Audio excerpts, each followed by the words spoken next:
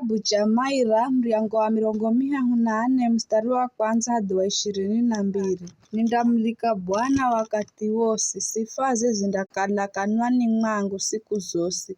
Nindadzilika kazi za Bwana, apeho na masikire na mafahirwe.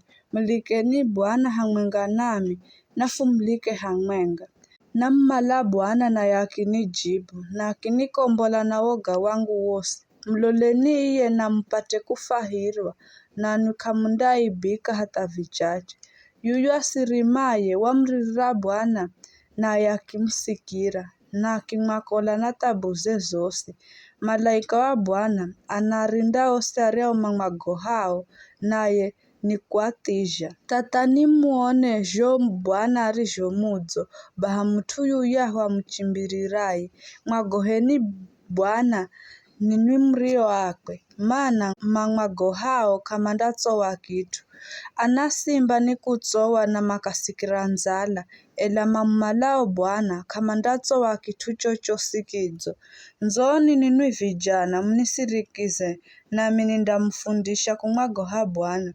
Yeye osikahi yenu ahenzaye kufurahia maisha, ahenzaye kuishi maisha mare ili apate kufurahia madzo, na luzulie ludhimilwe lusinene mai na kanwake kasinene ulongo. Nadzi shalahushe na mai na hende madzo na amalendheri na arituwe. Madzoga Bwana ganalola hachi na masikiroge galwazi kusikira kiriro chao.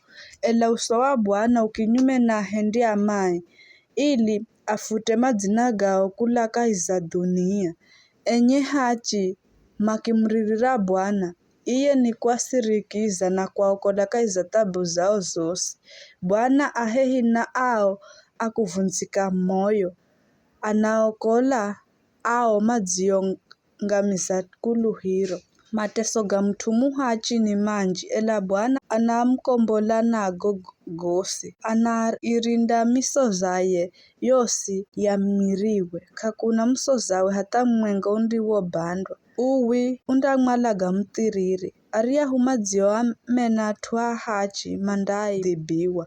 Bwana anaokola maisha ga ahumikie, osi mamuchimbirirao kama ndahukumiwa.